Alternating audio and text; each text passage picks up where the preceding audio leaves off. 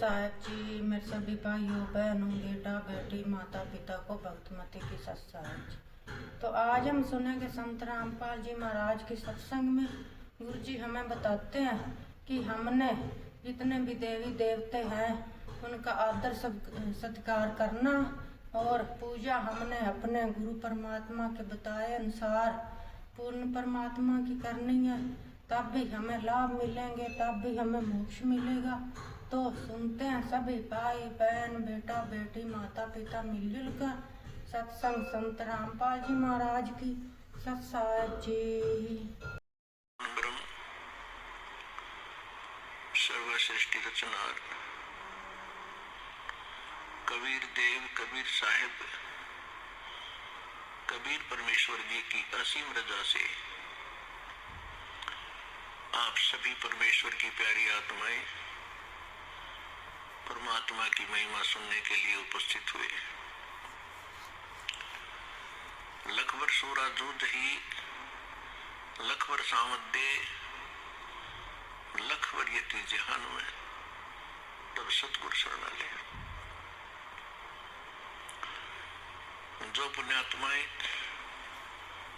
वर्तमान के अंदर मानव शरीर प्राप्त हैं, उनके पिछले पुनों की कोई गणना नहीं की जा सकती कि युगों युगों के आपके कितने शुभ संस्कार आपके साथ हैं। उनसे भी पुण्यकर्मी प्राणी वो हैं जो सतलोक आश्रम बरवाला जिला हिसार हरियाणा में पहुंचते हैं, दीक्षा प्राप्त करते हैं। पुण्यात्मा हमारे को सतगुरु नहीं मिले, हमारे को आध्यात्मिक टीचर ठीक प्राप्त नहीं हुए, जिस कारण से हम परमात्मा से मिलने वाले जो लाभ होते हैं उनसे वंचित रहे और मानव शरीर को व्यर्थ करके हम संसार छोड़कर चले जाते हैं। आगे चल के ना जाने कितने कष्ट हम उठाया करते थे, उनका हमें ज्ञान नहीं था कि इससे आगे भी कुछ है। अब परमात्मा के तत्व ज्ञान से, इसके प्रकाश से हमें वर्तमान का और भविष्य का और भूत की जानकारी होने लगी। लोन के लिए कुछ भूत की कैसे है, वर्तमान की कैसे है और भविष्य की कैसे हुई। आज कोई दुखी है वो अपने पाप से है, आज कोई सुखी है तो अपने पुण्य से है। ये विधान है परमात्मा का, इस बात को सभी मानते भी हैं। कोई दुखी प्राणी है वो अपने आप ही कहा करता है कि ना जाने मेरा कौन सा पाप आगे अड़ गया। और जो सुखी होते हैं उनके विषय में सभी कहते हैं वे गणे अच्छे कर रखे थे आपने पिछले जन्म में। तो इससे हमें भूत और वर्तमान की जानकारी हुई। भविष्य की जानकारी परमात्मा ने कराई कि कबीर हरि के नाम बिना राजा रसब होवे, मट्टी लदे कुमार के भाई घास न नीरे कोवे। परमात्मा ने एक ही एग्जाम्पल ऐसा दिया है जिससे हम सहज में समझ सकते हैं। आम नागरिक राजा को बहुत ही बलशाली मानता है, समृद्ध मानता है। परमात्मा कहते हैं यदि राजा भी भक्ति नहीं करता है परमात्मा की, नेक्स्ट उसकी लाइफ गधे की होगी। अपने आत्मा अब यहां समस्या आती रही कि किसने देखा है, फिर वर्तमान के अंदर हमें वो सुख प्राप्त है जिससे हम गने फूल गए और भूल गए कि आगे दुख भी होंगे। और फिर ये बात कहकर छोड़ देते हैं कि देखी जाएगी। तो ये हमारी अध्यात्म ज्ञानहीनता का ही परिणाम था हमारे सदग्रंथ परमात्मा का संविधान है, और संविधान की अवहेलना जो लोग करते हैं, आप यहाँ वर्तमान में देख लो, जो संविधान की अवहेलना करते हैं उनको यही दंडित किया जाता है। इसी प्रकार परमात्मा का विधान है, जो उसको तोड़ता है, उल्लंघना करता है, उसको भी दंड प्राप्त होगा। तो उसके विषय में हमने दृढ़ होने के लिए, सच्चाई से परिचित होने के लिए कुछ आधार बनाना पड़ेगा। हमारे सदग्रंथ इसका आधार है।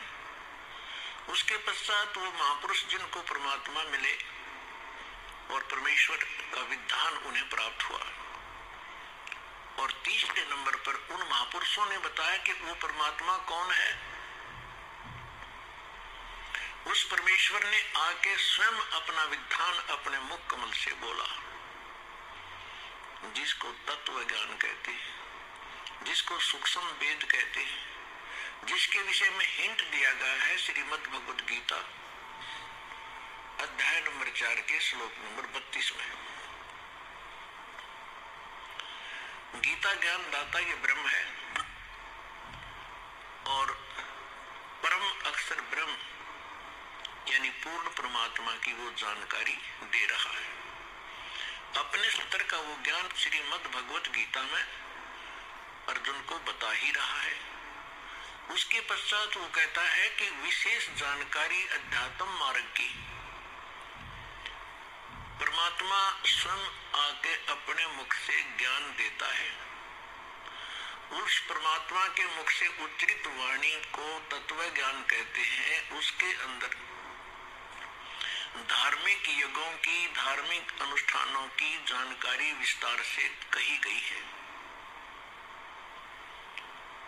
और चौथे अध्याय के 34वें श्लोक में गीता ज्ञान दाता कहता है कि उस तत्व ज्ञान को तू तत्वदर्शी संतों के पास जाकर समझ।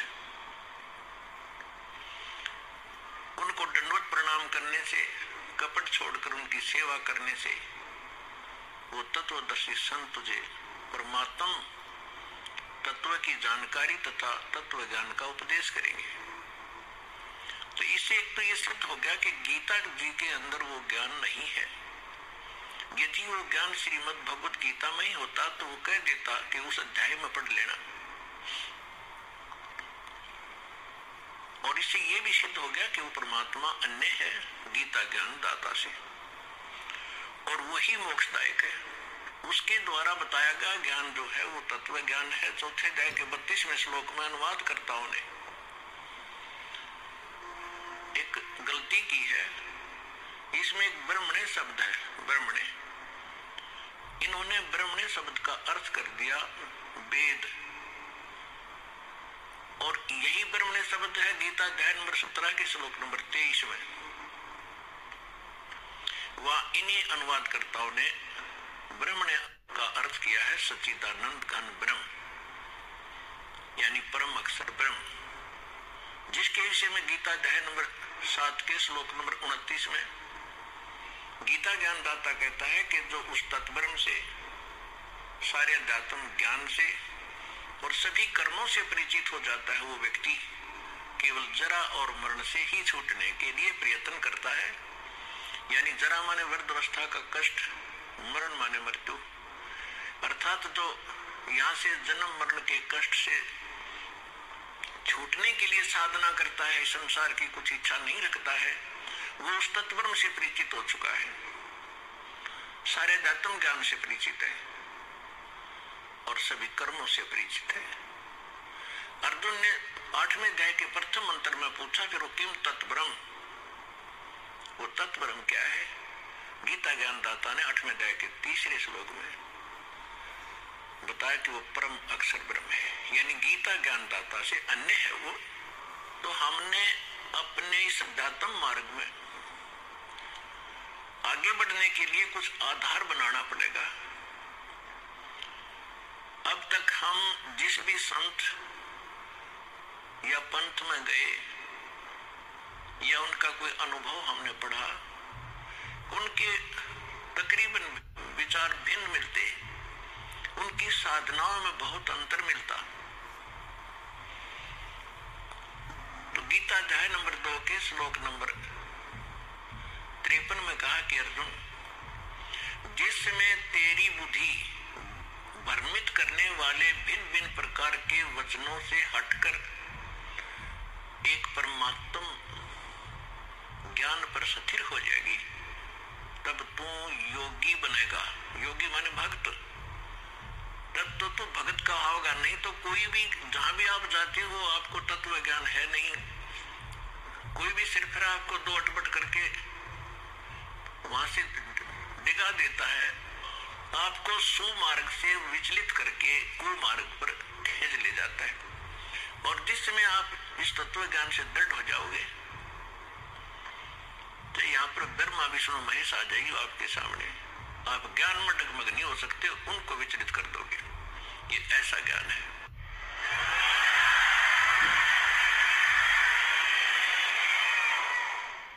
और तभी हम अपनी मंजिल पर पहुंचेंगे।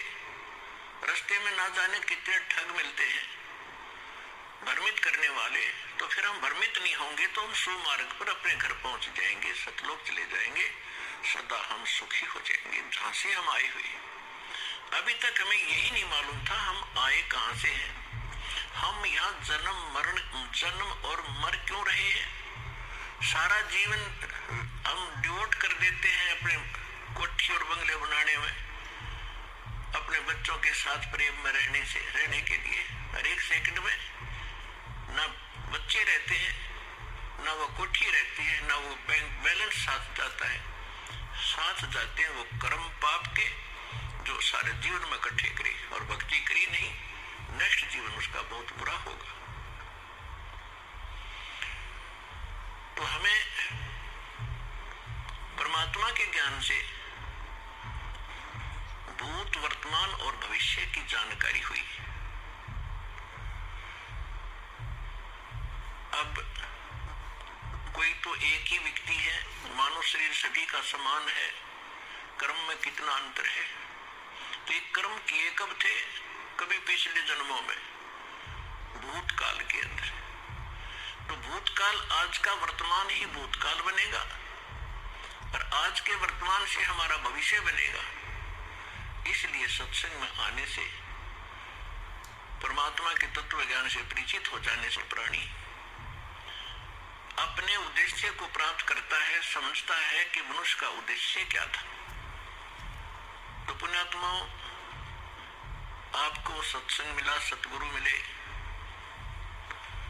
सतगुरु से कहते हैं जो सच्चा ज्ञान बतावे और सदग्रंथों पर आधारित हो। इस दास के जितने वचन होंगे उन महापुरुषों की वाणी जिनको भगवान मिले, और वो हमारे प्रमाणित सदग्रंथ होंगे जिनको हम आज तक श्रेष्ठ और सत्य मानते रहे हैं। श्रीमद् भगवद गीता अध्याय नंबर 16 के श्लोक नंबर 23-24 में कहा कि अर्जुन, शास्त्र विधि को त्याग कर जो मनमाना आचरण करते हैं उनको न तो कोई सुख होता है, न कोई सिद्धि प्राप्त होती है और न उनको कोई गति प्राप्त होती है। और हम इन तीन वस्तुओं के लिए ही भक्ति करते हैं, मोक्ष हो, संसार में हम सुखी रहें और हमें कुछ सिद्धि प्राप्त हो। सिद्धि माने हमारे कार्य सिद्ध हो। और सत भक्ति के अंदर ये सिद्धियां आ जाती हैं जिन सिद्धियों के आधार से एकांत सिद्धि को प्राप्त करके ये ऋषिजन हमें अपने पीछे लगाए रहा करते थे। तो हमने उन सिद्धियों का प्रयोग नहीं करना, वो आपके इस जीवन काल में ऑटोमेटिकली काम करते रहेंगे। आपके कार्य सिद्ध होंगे, आप पर आने वाली जो बला टलेंगी वो भक्ति की सिद्धि से ही होता है। तो पुण्यात्माओं, सत्संग में आने से प्राणी को ज्ञान होता है परमात्मा का विधान सुनने से। मानुष जन्म दुर्लभ है ये मिले न बारंबार, जैसे तरवर से पत्ता टूट गिरे वो बोहर न लगता डार। मानुष जन्म पाके जो नहीं रट हरि नाम, फिर बनवाया क्या काम। कबीर राम रटत कोड़ी भलो, चू चू पड़े जो चाम। वो सुंदर शरीर किस काम का, भाई जा मुख नाही नाम। कबीर जिव्या तो वाहे भली, जोरत हरि नाम। नहीं तो काट के फेंक दियो, मुख में बलो ना जाम। परमात्मा की जानकारी, मनुष्य जीवन का उद्देश्य सत्संग से ज्ञान होता है,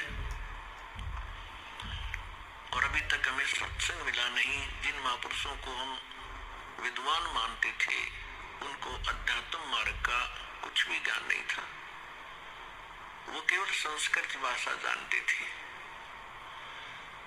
उसके विषय में सूक्ष्म वेद में कहा है कि भेड़ पूछ को पंडित पकड़े, भेड़ पूछ को पंडित पकड़े, ये भादो नदी विहंगा। गरीबदास वो भवजल डूबे, जिन नहीं साध सत्संगा। परमेश्वर कबीर साहब कहते हैं, कबीर इस संसार कमिश्नर को भी साहब कहा जाता है, कमिश्नर भी साहब कहलाता है, और मंत्री जी को भी साहब कहते हैं, मुख्यमंत्री जी को भी हम साहब कहते हैं, प्रधानमंत्री जी भी साहब कहलाते हैं, और राष्ट्रपति जी भी को भी हम साहब ही कहते हैं। साहब जैसे हम देव कहते हैं, देव को हो, राम को हो, साहिब को हम सत साहिब कहते हैं। जैसे हम कभी विशेष मूड में होते जब कहा करते हैं सच्चे मालिक, सच्चा मालिक कहो, सत्य साहिब कहो। साहब माने भगवान, सत्य माने सच्चा, अविनाशी। तो ये सभी साहब हैं, लेकिन अपने अपने सत्र के साहब हैं।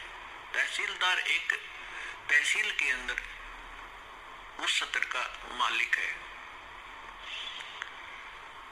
और इसी प्रकार अन्य जानो, मंत्री अपने स्टेट के अंदर एक विभाग का स्वामी है, मालिक है, साहब है।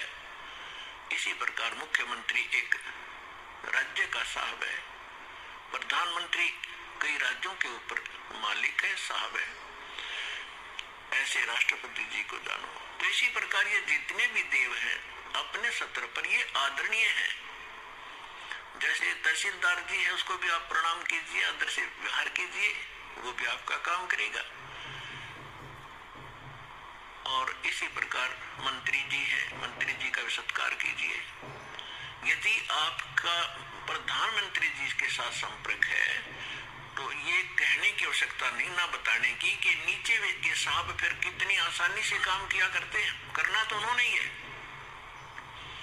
तो आज आपका मेल उस समृद्ध शक्ति से हो चुका है, और जो उस समृद्ध शक्ति की शरण में आ जाते हैं, फिर नीचे के जितने भी राम हैं, जितने भी ये देव हैं, आपके काम को बहुत आसानी से करते हैं। करना इन्होंने ही है, क्योंकि यहाँ की एक व्यवस्था बना रखी है। जैसे आपको सबसे पहले या मंत्र जो दिए जाते हैं, वो उन्हीं साहबों के दिए जाते हैं। इस स्टेट के साहब है ये। इसके साथ साथ आपको उस परम पिता परमात्मा की भी भक्ति दी जाती है, जिसके साथ होने से ये साहब आपको बहुत आसानी से लाभ देते हैं। इनके ये मूल मंत्र हैं, ये इनकी पूजा नहीं है। यहाँ भ्रमित कर देते हैं ये सिर्फ कुछ जो 100, 200, 1000, 2000 को पीछे लगा रहे हैं नकली संत, और विशेष कर ये कबीरपंथी या राधा स्वामी धन धन सतगुरु वाले, ये क्या भ्रमित करते हैं कि देखो ये तो देवताओं की पूजा कराता है, ये तो प्रथम मंत्री देवताओं के देता है, और बात करता सतलोक और सचखंड की। तो इसलिए प्रत्येक सत्संग में हम नहीं बता पाते, क्योंकि पूरे वर्ष के अंदर हमने सिलेबस कवर करना होता है। तो कभी कभी किसी न किसी सत्संग में हम अवश्य सुनाते हैं, इस तरह की एक विवेचन देते हैं। तो वो हमारी सीडी बनी होती है, उनको आप ले जाइए, बहुत सस्ते में यहाँ मिलती है आपको। ये अनमोल वचन है, आपके बालकों के भी काम आएगा, आपके भी काम आएगा। तो जो प्रसंग चल रहा है कि हम इनकी पूजा नहीं करते, जैसे एक पति भर्ता लड़की होती है, वो अपनी ससुराल में चली जाती है। पति भर्ता के गुण ये होते हैं कि वो अपने पति के अतिरिक्त अन्य किसी भी पुरुष में पति वाला भाव ना रखे। लेकिन उस पतिव्रता का ये अर्थ नहीं है कि वो किसी पुरुष की ओर देखे, लेकिन उस पतिव्रता का ये अर्थ नहीं है कि वो किसी पुरुष की ओर देखे नहीं, या किसी को प्रणाम नहीं करे, या किसी का सत्कार नहीं करे।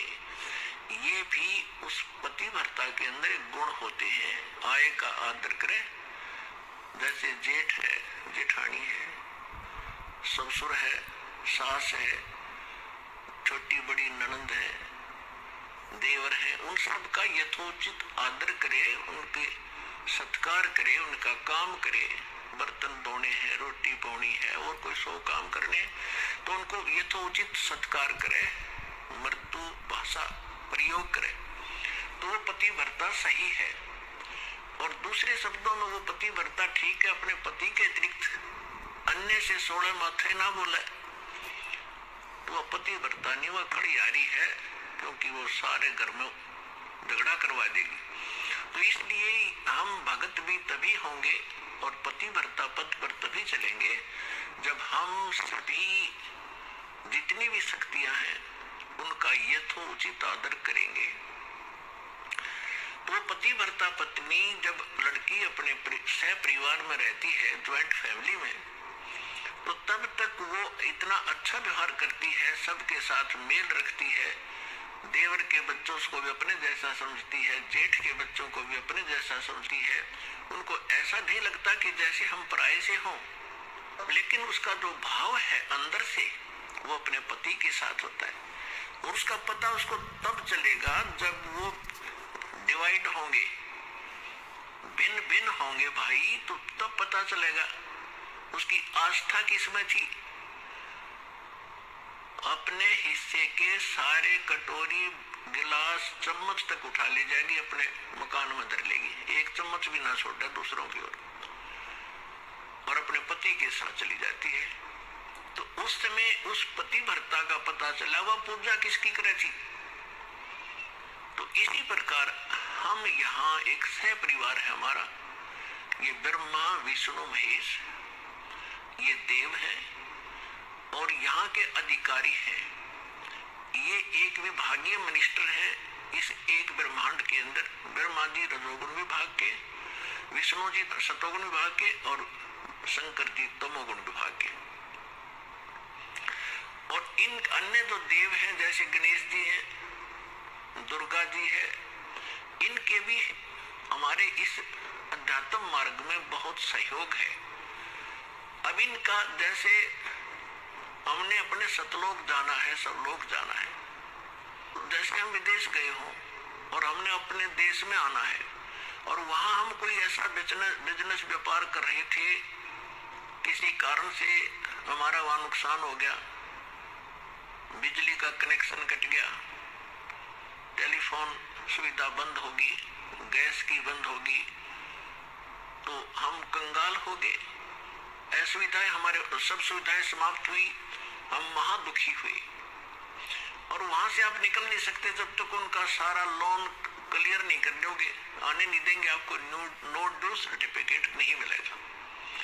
और वहां कोई आपको ऐसा रहम दिल समर्थ मिल जाए, आपसे कहे कि आपका कनेक्शन पुनः चालू करवा देता हूं अपनी गारंटी से, और आप नए सिरे से मेहनत करो, नेक नीति से मजदूरी करो और इनके टैक्स भरते रहना, बिजली वाले का बिल भरना शुरू कर देना, टेलीफोन वाले का कनेक्शन करवा देता है और उसका मेहनत मजदूरी करके अपना बिल भरना शुरू करो। वो सुविधाएं प्रारंभ हो जाएंगी और फिर से वो धनी हो करके और सब कर्जे से मुक्त हो करके और बची हुए धन को साथ लेकर के स्वदेश आ सकता है। ठीक इसी प्रकार हम इस काल के लोक में बहुत बड़ी पूंजी लेकर आए थे। हम बहुत बड़े साहूकार के बेटे थे, बेटियां थी सतलोक के अंदर। हम अपनी गलती से उस पूंजी समेत, अपने पुनों समेत इसके साथ आ गए। ये एक बहुत छलिया यहाँ का मालिक है, ये सारे काम छल से करता है और आपकी ही मजदूरी से कुछ टैक्स लेकर अपने 21 ब्रह्मांड को चला रहा है।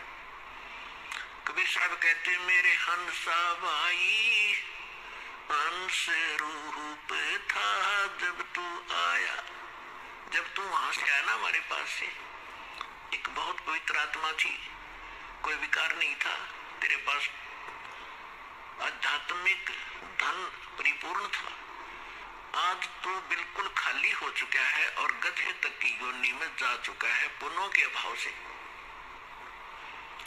तो उन पुनों को पुनः प्राप्त करेंगे हम, उतने ही भक्ति युक्त होंगे जितने हम प्रारंभ में थे। तभी हम स्वदेश जा सकते हैं। बीच में हमने यहाँ से जाने का टैक्स भी देना है, किराया भी देना, जैसे जहाज से आते हैं तो वो किराया भी देना होता है और फिर पूंजी उससे अलग होती है। इसी प्रकार आपको ऐसी साधनाएं दी जा रही हैं परमात्मा ने, जो वास्तविक भक्ति थी वह अभी तक छुपा रखी थी, क्योंकि हम समझण योग्य नहीं हुए थे। और यदि आज से पहले परमात्मा ये मंत्र डिस्क्लोज कर देते तो ये नकली पंथ जो काल न चलवा रखे हैं, इनके पास भी वो मंत्र होते और यही ज्ञान होता। और वो अधिकारी थे नहीं, अधिकारी के बगैर कोई काम सफल नहीं हो सकता। जैसे एक पासपोर्ट बनवाते हैं, पासपोर्ट भी यदि अधिकारी से बना हुआ होगा तो आगे चलेगा, नहीं तो जब समय आने पर उसका पता चलेगा कि पासपोर्ट ही डुप्लीकेट है तो बहुत देर हो चुकी होगी और जेल भी जाना पड़ेगा। तो परमात्मा ने दया बख्शी थी कि ये अभी तक ये मंत्र गुप्त रखे थे। इसके पीछे बहुत बड़ी कहानी है, वो सृष्टि रचना से आपको पता चलेगा, समय आने पर बताएंगे।